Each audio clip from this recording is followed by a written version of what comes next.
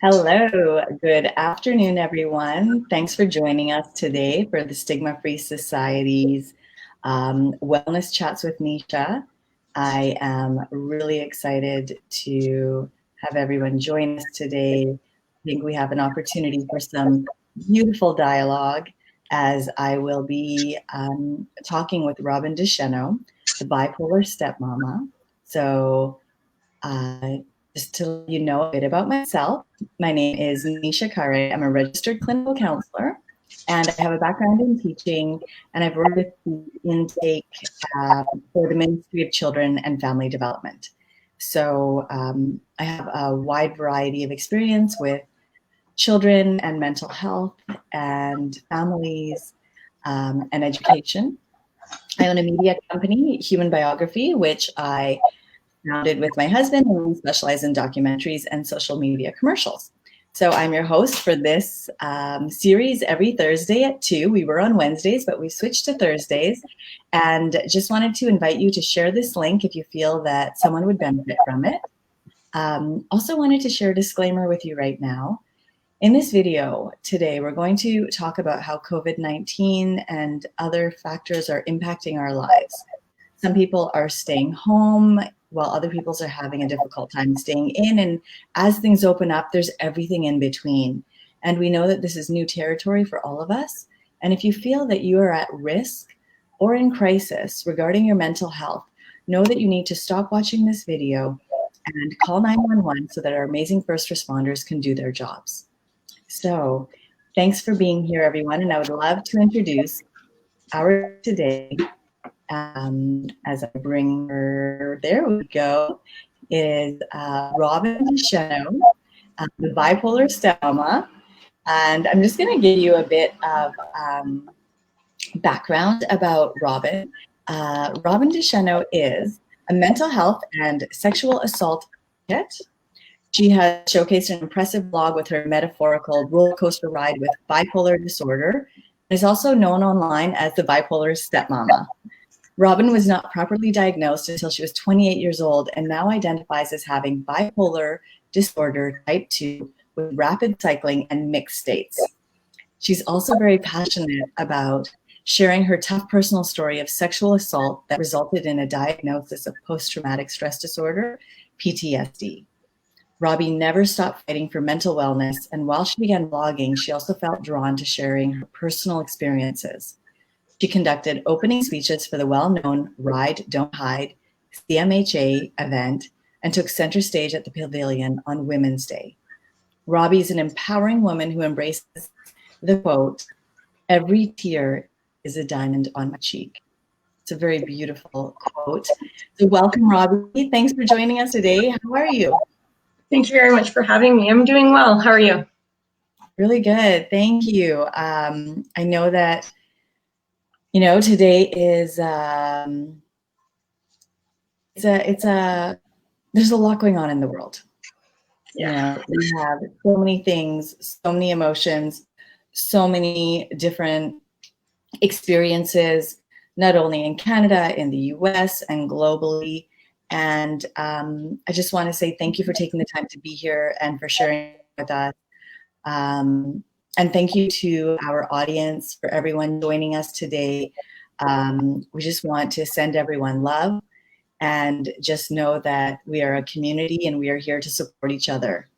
And so that's why we think it's important to have people such as Robbie share their story, because, it's our stories that matter in life.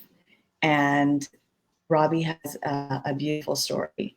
And so, Robbie, maybe you could tell us a bit about yourself, just as you get to know our audience and they get to know you. Oh, well, hello. I'm 34. I'm married with 2 stepchildren, which is where the stepmama part comes in. I was diagnosed. I actually was diagnosed at 27. Sorry. All right. And yeah, I had 2 misdiagnoses before.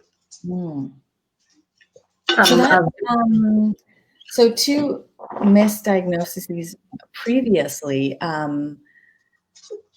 that must put a lot of pressure on you, you know, and like before you were properly diagnosed, what were the things that even went through your mind about your mental health? You know, because there may be like people out there who have been misdiagnosed or have not yet been diagnosed. Like, what are some things, like, what did you go through personally, and what are maybe some signs that people should be looking out for? I kind of felt broken. Best way I can put it is I almost felt like my brain didn't work properly. Like I could see other people going through issues that I would go through, and they could navigate their way through it fairly effortlessly. And I could not. I would struggle, and it was just a big cycle of feeling like something inside me just wasn't working properly. I went to school for counseling. That's what my diploma is in. Although I didn't really pursue it as a career, I always kind of had it in the back of my mind. I was diagnosed with depression at the age of 20, and then an added diagnosis of anxiety at 24. And part of me always knew that that wasn't right, but I didn't really know like what it could be, you know, like I knew that the diagnosis weren't right, but I didn't know where to go from there.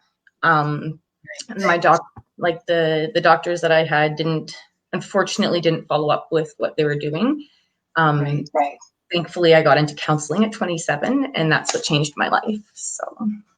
Oh, that's amazing that you were able to get into a program that not only helps you help people, but probably helped you help yourself as well. Like I psychology program as well, and really the benefits to myself, because to be able to do a program such as that, you have to really like go through everything within yourself in order to help other people. So that's quite amazing that you were able to do that. And so you found that through that program, did that kind of start bringing awareness to some things, or?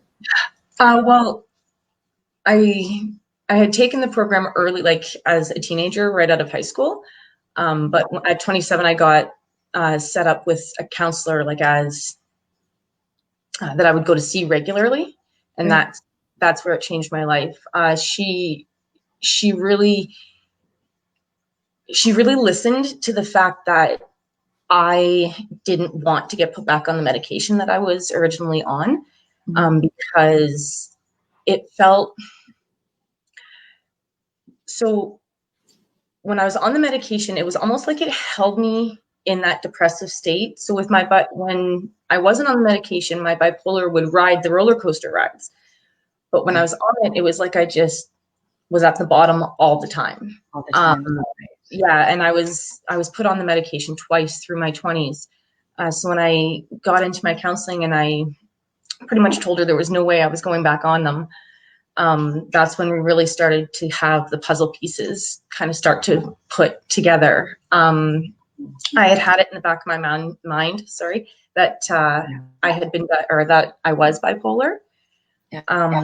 However, the diagnosis of PTSD kind of came, for me, it came out of nowhere, but I should have anticipated it with what I have been through. But it wasn't something that had ever crossed my mind before. It's interesting. I love that you brought up that the counseling changed your life. And I think that so many of us, it's interesting in society. I think that there are maybe two schools of thought that, like someone like me, I love counseling. I believe in it. I always have a counselor. I think it's important. We have a couples counselor, our individuals counselor, because I just feel that how are we to think that we can figure out all these things in life, and that why wouldn't we just get some help so that we know, find someone that we can have a conversation, an honest conversation with, and get some like non-judgmental feedback. you know? And I think that it just helps us so deeply. And then I think some people maybe think like, oh, counseling's not for me and that's not what I need and I don't do that. But I would love if counseling was just integrated into our lives from children, you know? Yeah, I agree. I say that all the time. Yeah. Yeah. I think it's so important. Something else that you touched on was that, so like what I feel is, you know, with mental diagnoses and often we see that there's dual diagnoses, right? So you've identified with bipolar disorder type 2, as well as post-traumatic stress disorder, PTSD. Can you please like tell us a bit about that, about the PTSD? How did you discover that, and how does that connect with and work with or challenge the bipolar disorder? Well, it's actually interesting. I've learned through my therapist that there is a possibility that had I not been born bipolar, I may have actually been able to process through my traumas and not end up with PTSD, which I thought was really interesting. Wow. Yeah. So sorry, you had mentioned it in the workforce as well. Is that No, what you how you had PTSD or you have PTSD, but how it's a dual diagnosis that you can have, that you have PTSD as well as bipolar. And that's like exactly what you just said, that it's interesting to know that how the two affect each other, or how you came to even know that you had PTSD. And I think it takes work, right? It takes work to self-discover what's going on inside. And that goes for everybody. Yeah. And especially what I'm noticing in times like these, when there are so many people that have been in their homes, we haven't been leaving, that so many more things might come to the surface right now, that we might notice more things, that maybe things that we've pushed away because we're busy with work and busy with activities and kids. But when we have time to be quiet and go in, we may have chances to actually notice different behaviors. And that might actually be helpful. So if people are noticing things that they didn't realize before or tried to push away, maybe this is a great time to go see someone and get some help if they want to talk about those issues or work through trauma or anything that's bothering them with their mental health. Yeah. And right now is a great time too, because they do have so many online and call-in counseling options out there right now. So yes, I think that one benefit of this time is that so many more people are using online services. And although in person is amazing, if you have a schedule that you can't get out or it's debilitating to go out, you can still get help online. And I think that opens up the channels for a lot of people. Robyn, I wanted to ask you, so for those many years of being misdiagnosed, once you were diagnosed, how did that feel? Like, how did your life change?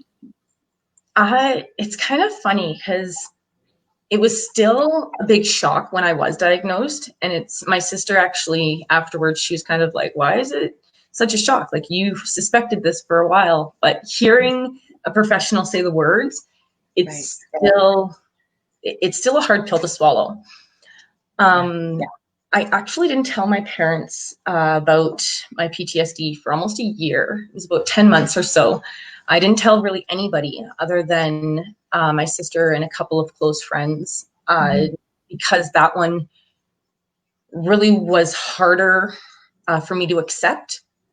I felt like it was okay to be born bipolar, but I almost felt like I was weak to allow the PTSD to happen. So it was like I was treating them as two, even though they're two mental illnesses, but it's like I was treating one as one I could control and one I couldn't. So it was odd to see how I reacted so differently to both diagnoses, even though they did come on the exact same day. Wow. So reacting in different ways to both, and also, can you tell us a bit about the feelings that went along with, like, now you're speaking about it with and helping all these people so that, you know, people can understand, or just, you know, like, it's a stigma-free society. Why Andrea even, you know, I feel established something like this is because she wants conversations like this to happen. She wants people to not feel afraid or worry about what are people going to say? What are people going to think? I grew up my whole life worrying about what people were going to think. And I no longer want to worry about that because I don't think that helps me, and I don't think that helps others, Yeah. you know? So I feel that by us sharing, we can just like change the world. But what you felt at that time of diagnosis of, I don't want to tell everyone, that's very real. That's very real for so many people. Can you tell us a bit about, like, what made you kind of like, why did you feel that, and what changed your mind about sharing that? I don't really know why I felt it. I believe it's because I do live in a very small town. Everybody kind of knows everything, and everybody does. I don't want to say judge you, but they do hold it against you, or measure you by that. So I was at first intimidated to tell anybody that I couldn't trust to keep it to themselves. Right. And then one day I ended up having to tell my employer, and they were a nurse. I was working in a nursing home, and so she had been a nurse for quite a while. And the way she looked at me was, she had such pity. Like, it was almost as if I had just told her that I wasn't the same person I was, that I was a lesser person, or that I wasn't capable of doing the same stuff that I had just done the day before. And that's when I really realized that there needed to be a change. There needed to be people that stepped up and said, I'm still me. I'm still strong. I'm still independent. I'm still capable. You know, I may have days where I'm not, but I have days where I'm even more capable than some. So it balances it. And I think it's great to be so honest about that, right? Because there may be this stigma or judgment that people might feel, like, you know, myths about mental health or mental wellness, of if someone shares what they have or what they're experiencing, that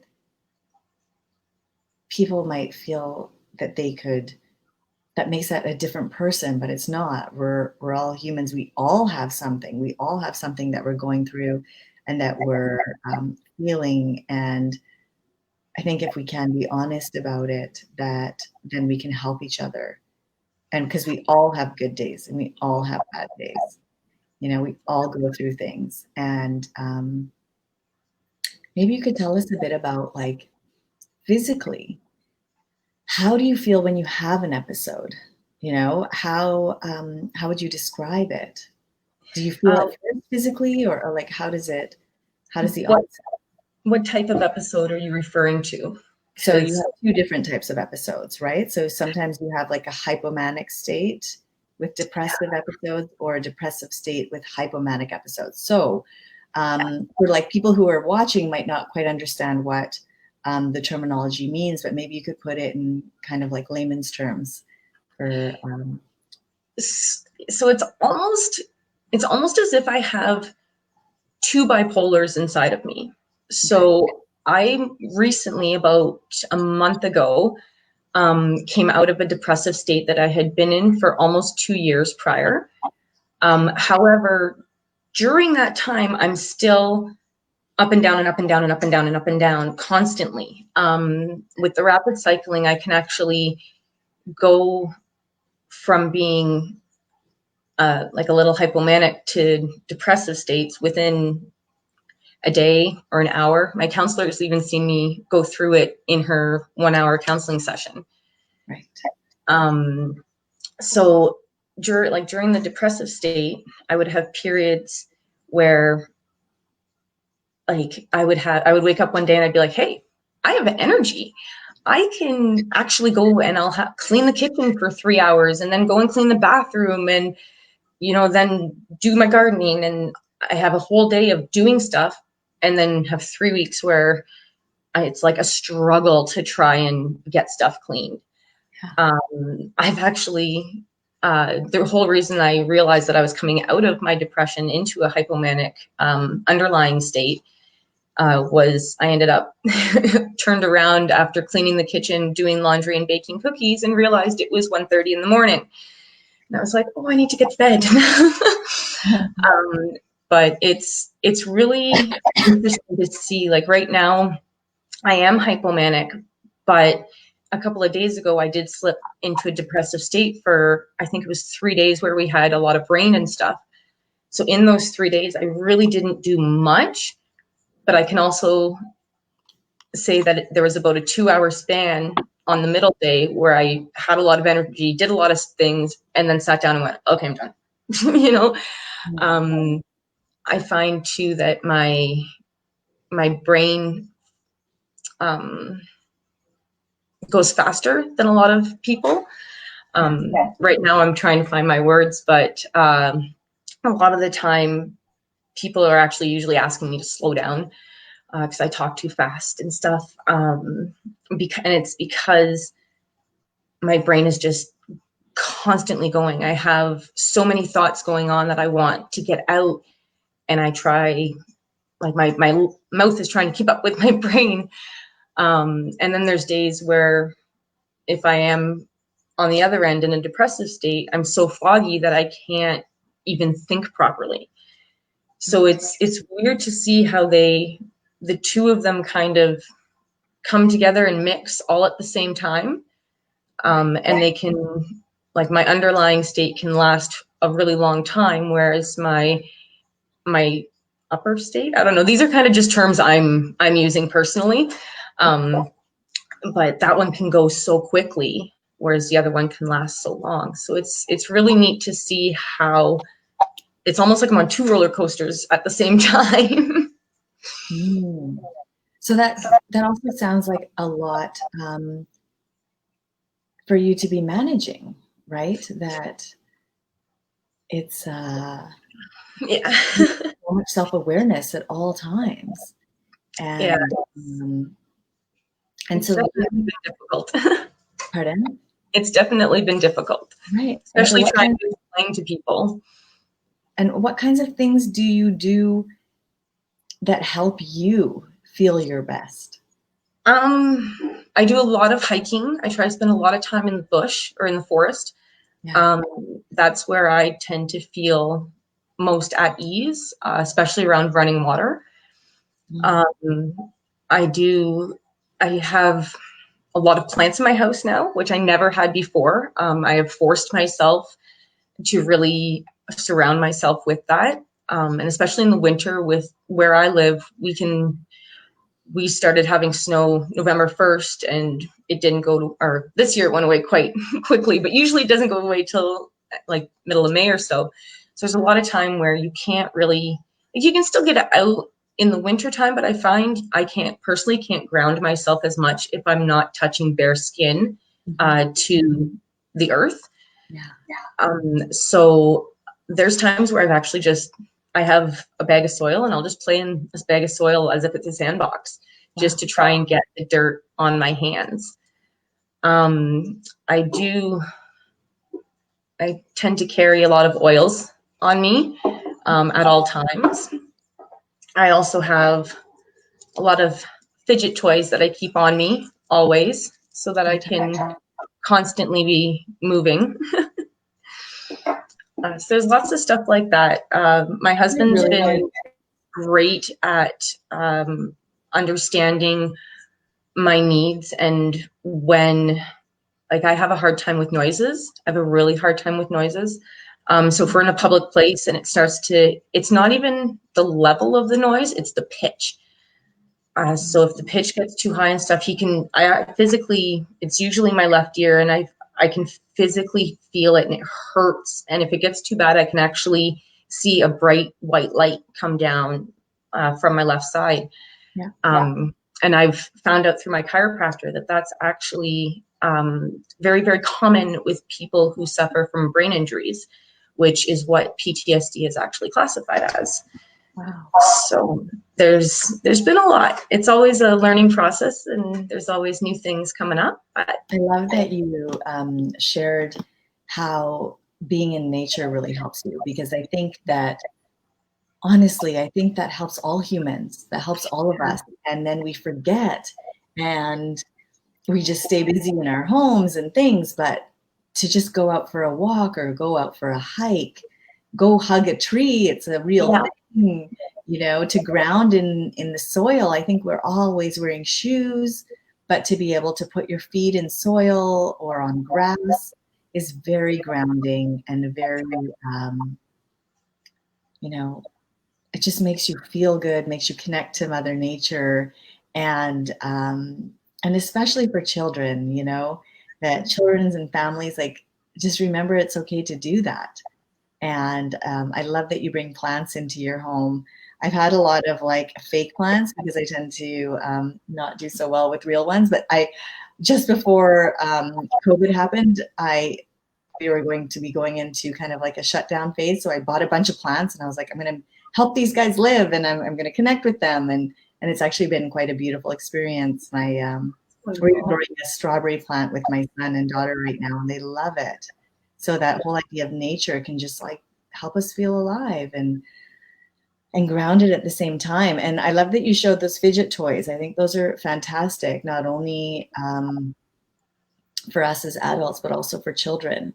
It just helps to focus, right? Is it helping just kind of focus your mind and calm your mind? yeah, like I have some, like this one here is more to keep me actually moving. Like this entire interview, you haven't really been able to see, but my hands have been constantly moving this whole time because I can't sit still. Yeah. Okay.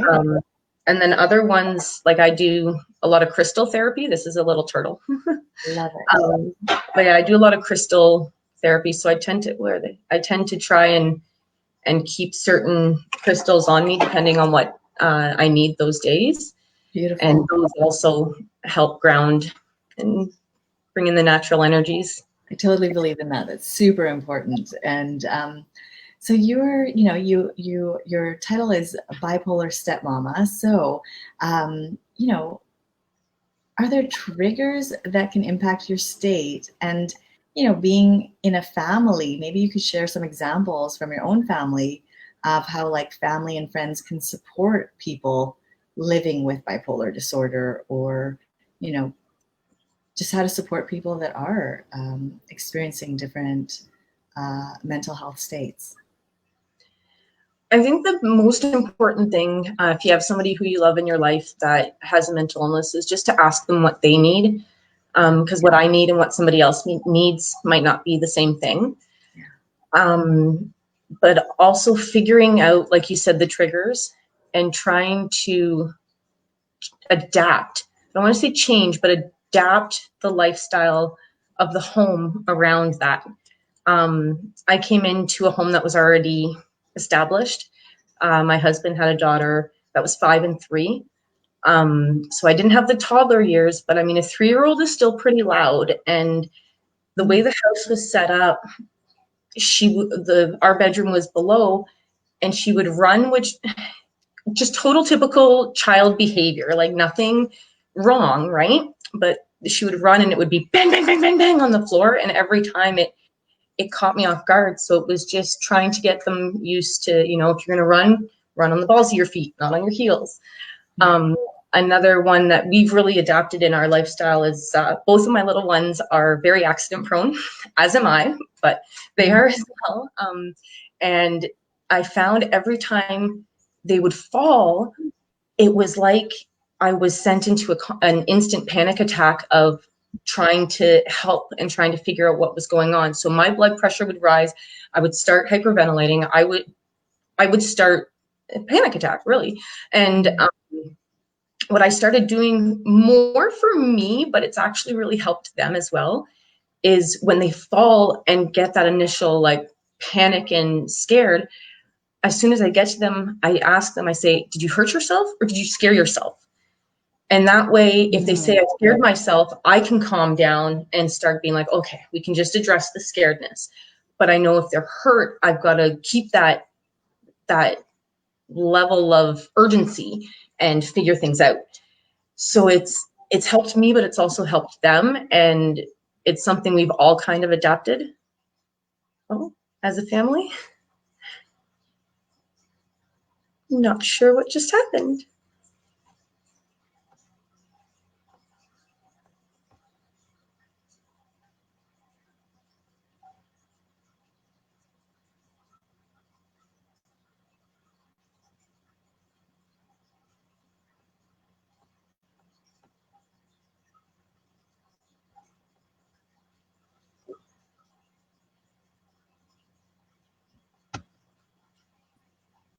Hi, sorry, I think I lost you for a second there.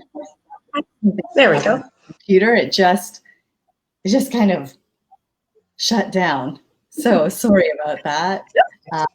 Sorry, Robyn, go ahead. You were saying that what helped you.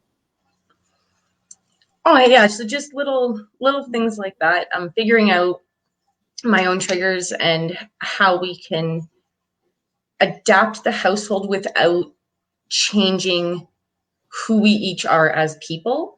You know, like my youngest one has one of the boisterous, most contagious laughs ever. But every now and then she squeals like she's like somebody's hurting her. So things like that where I was like, sweetheart, just please not try to squeal, but I love your laugh. Like your laugh is so amazing. It's so heartwarming. Like, please keep, you know. So things like that, trying to trying to find a good homeostasis with all of us. I find one thing I do a lot is I put myself on timeouts whenever the situation is going on and I find that I'm maybe overreacting or it's escalating and it doesn't need to. I back away, you know, and there's a lot of times where my youngest too, she'll be like, you're going on timeout? Okay, I'll go on one too. And I'm like, you don't need to, but I'm like, I need to go and take 5 minutes in my bedroom and decompress and reset this because I know that my mood right now is going to affect everybody else and you guys don't deserve that. So I have to go and reset me to make sure we all are okay. Robyn, I think that's a beautiful note to depart on, that especially amidst everything happening in the world right now, amidst what's happening with COVID, what's happening globally, what's happening in the US, what's happening with people internally experiencing their own pain, but also discovering who they are, that it's important to remember that sometimes it's okay to take a time out and just go inward and see what is it that you need in life. And it's a great example. It's great modeling for our children and our families as well, that sometimes we just need a quiet time or some time to kind of pull away. And then when we come back, we can bring our best selves.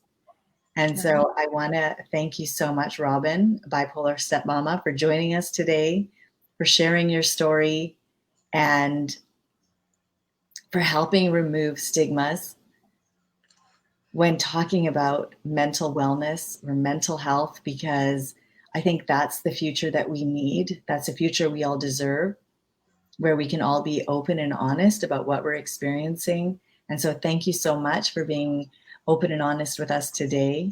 And we wish you all the best. And thank you very much. Much love to everyone out there. Thank you very much for having me. Much love. Thanks. Bye, Robyn. Bye, everybody. See you next Thursday at 2. And if you feel that this helped you or would help anyone else, please feel free to share Stigma-Free Society's post, which will be up now or shortly in a couple of minutes. Thank you and take care. Bye. Bye.